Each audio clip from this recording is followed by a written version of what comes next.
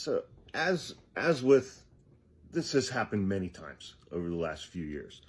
It's like, there's some legal commentator who is someone who, I had a tremendous amount of respect for in the before times.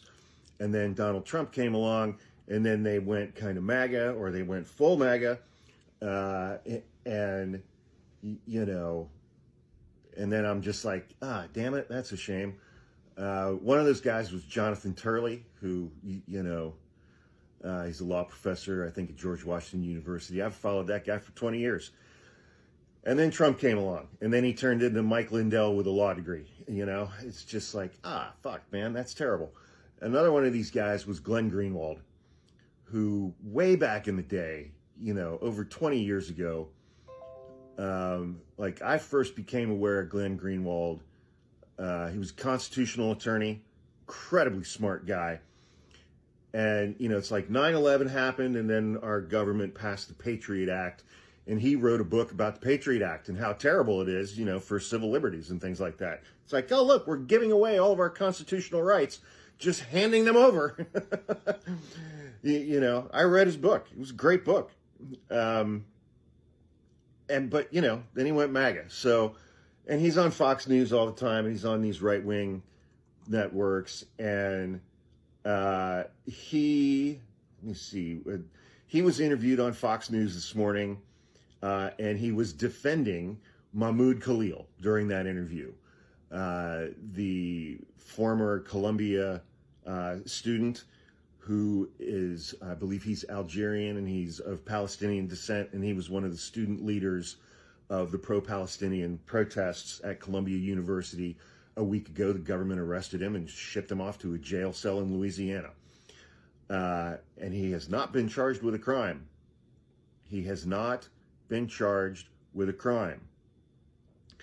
And Glenn Greenwald was defending this young man on Fox News, and he said the following: he's a green card holder, which is a path to citizenship. When American citizens marry foreign nationals, as Donald Trump, for example, did twice, I love that he slipped that in there, as Khalil's wife, who is an American citizen, did as well.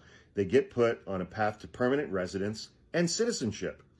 The Supreme Court has said for 200 years that green card holders, permanent residents, people in the United States legally have the protection of the Bill of Rights, which obviously includes free speech.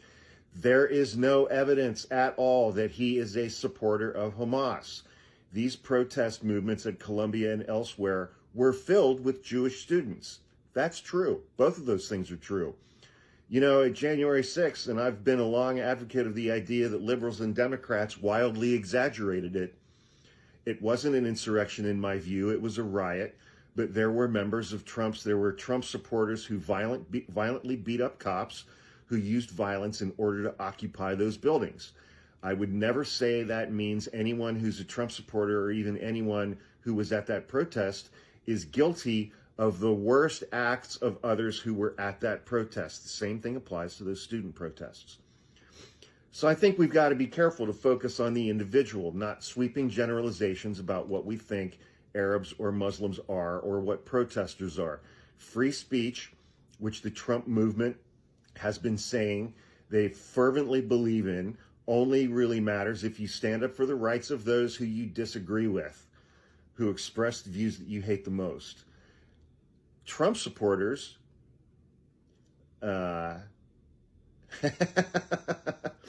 responded to his comments as follows: filthy waste. Filthy waste. Glenn Greenwald, I heard you about Khalil Muhammad this morning. And as you know, as an American, I'm tired of the Muslim activists in my country. If we can deport him for causing problems, then doing it. Notice he didn't say for committing a crime. Glenn Greenwald is really only an unconstitutional lawyer. So, and a lot of these comments were misspelled and had weird capitalizations, like what Trump does. So again, it's like freedom of speech as long as you agree with us.